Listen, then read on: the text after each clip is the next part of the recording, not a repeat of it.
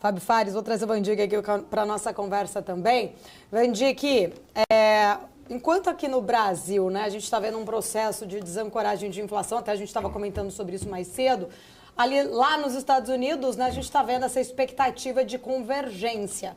É claro, né, assim, só vou pontuar até a minha pergunta aqui, que a gente viu o Banco Central do Brasil começando o corte mais cedo, porque a gente também começou a ver um processo de desinflação antes aqui no Brasil. Mas a minha pergunta foi o Fed que acertou ou o Brasil que errou? Para a gente ver agora uma inflação convergindo mais lá nos Estados Unidos do que a nossa, né? O Fed sempre defende no argumento que é preciso vários dados seguidos de inflação para não ter um repique. Qual que é a análise que você faz nessa comparação? Bom, primeiramente, bom dia ao Fábio, é sempre um prazer e o cara manda muito bem. Eu sou um fã inveterado, gosto muito da análise dele. O que eu tenho para dizer? Tá? O Fed, ele fez um trabalho razoavelmente bom, não é o melhor Fed, demorou muito para subir juros, teve uma visão errada junto com a maior parte dos economistas do mundo, que era uma questão temporária, apenas um problema de oferta, tá certo? Que a grande expansão monetária que aconteceu nos 13, 14 anos anteriores, desde a grande crise financeira de 2008, não tiveram impacto. Falta de leitura, de entendimento de macroeconomia, de money and banking e principalmente de economia monetária. É o que aconteceu, né? Para mim me assusta ver pessoas como a Janet Yellen, como o próprio presidente do Banco Central americano não pensarem dessa maneira. Mas até, né, isso é uma coisa que me assusta. No entanto, o que aconteceu? Telegrafaram, demoraram muito, mas uma taxa de juro em 5,5% nos Estados Unidos é um arroxo, é um aperto monetário muito grande. Né? O quantitativo nos Estados Unidos, aqui a gente fala de 1%. Nos Estados Unidos a gente fala de partes pequenas de 1%. Isso tudo impacta muito o direcionamento, a formação de expectativas dos americanos.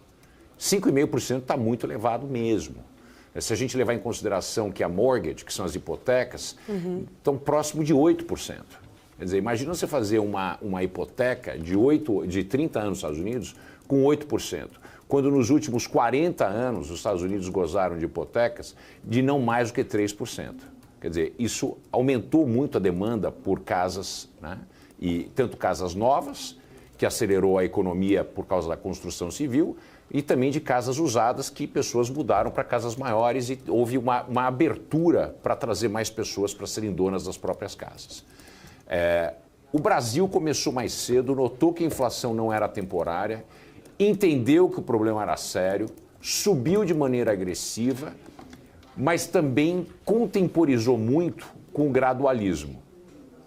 No Brasil, a gente teria tido uma convergência, se não no centro da meta, mas muito próxima, muito mais próxima do que os 4 e 4,2 que a gente tem hoje, se a gente tivesse surpreendido o mercado com a fuga paulada do Paul Volcker. O mercado, quando não acredita que o Banco Central vai ser sério na luta contra a inflação, que ele vai ser mais acomodativo, e a literatura é vasta sobre esse aspecto, ele testa a resolução do banco. Quanto resoluto ele está para lutar com essa inflação. Então, o mercado apostou no Brasil que ele não seria capaz de brigar muito, porque também do outro lado, que eu falei, o outro lado da equação, o outro termo da equação, é a política fiscal. Tanto a política fiscal do Bolsonaro, vale notar aqui, que foi o Bolsonaro com o Paulo Guedes que estouraram o teto de gastos. É algo que eu não consigo perdoar o presidente Bolsonaro e o Paulo Guedes por terem feito isso. Por razões puramente eleitoreiras, para gastarem mais, para pedalar, né? Só que isso entra na mão do gênio da pedalada, que é o Lula, e transformou isso numa arte. E aí o mercado olhou e falou o seguinte: não, a política fiscal está muito acelerada, juros já está em 13,75 e chamou o blefe do Banco Central. Não vai chegar aos 14. E não chegou aos 14. Então, essa questão de fiscal e monetário não trabalhando juntos foi muito deletério aqui. Nos Estados Unidos, a gente tem também um descontrole fiscal muito grande. Mas se a gente mensurar em termos de impacto, inclusive na formação de expectativas do mercado, 5,5% é um arroxo maior para o americano do que 10,5% ou 13% aqui. Uhum. Então, essa questão fez com que... E outra coisa muito importante dos Estados Unidos. Os Estados Unidos investe 25% do PIB. O hiato produto tem um teto alto. Apesar da economia estar acelerada, as pessoas estarem conseguindo aumentos de salários superiores à inflação, a produtividade dos Estados Unidos, tanto produtividade do capital e tecnologia, como produtividade do ser humano, né, do capital humano, é muito elevada. Então isso faz com que a gente consiga ter uma bolsa pujante, uma economia crescendo, junto com a taxa de juros de 5,5% e o desemprego muito baixo, historicamente. É tudo em função da produtividade. Por isso a minha obsessão com a questão de produtividade, que é algo que no Brasil não se fala e não se faz. Né? A gente abriu mão desse ponto. Então a gente paga caro por isso. Então os Estados Unidos fez bem porque, institucionalmente falando, não foi só o Fed, existe uma situação muito mais propícia. E o que lidera tudo isso é a produtividade. No Brasil, a produtividade é baixa de tudo. Do capital, do trabalho. O teto do hiato ficou curto, ficou baixinho.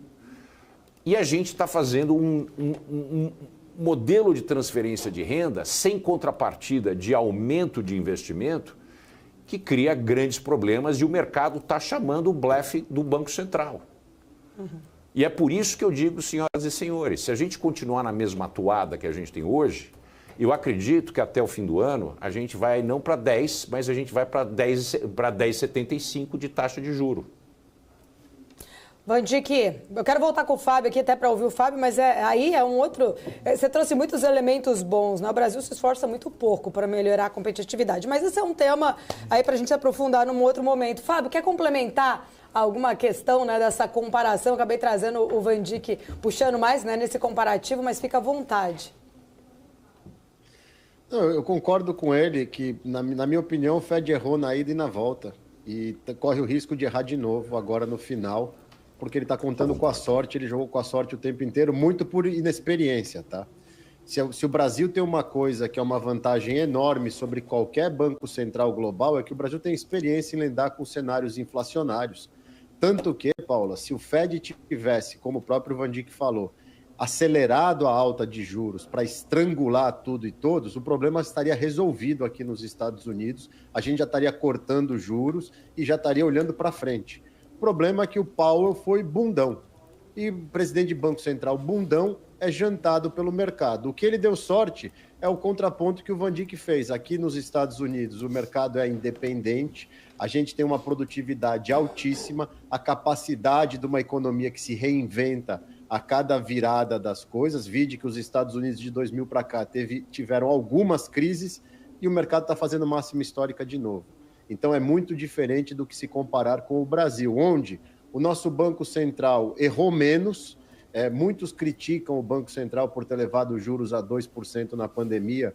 Eu acho que não é mérito de se criticar, porque a gente estava num momento onde o mundo estava parado e a gente sabia que o Brasil não ia andar para frente se tivesse com juros razoavelmente mais altos. Então, assim, não dá para criticar. Só que o nosso Banco Central age muito bem. O nosso problema é estrutural, tanto de um governo despreparado, sem plano, que não quer fazer o que tem que fazer, ele quer fazer aquilo que ele quer vender para o palanque dele, quanto Infelizmente, a gente tem um déficit de capacidade produtiva bizarro no Brasil, uma mão de obra desqualificada que, eu ainda insisto, se a gente tivesse um mínimo de preparação, olha quantas empresas o México está recebendo com essa história da mão de obra sair da China, a matriz de produção sair da China e vir para próximo da matriz. O Brasil é um país enorme, cheio de terra para se construir fábrica, para gerar emprego, para crescer, mas não, a gente está discutindo as mesmas ladainhas de 3 décadas atrás.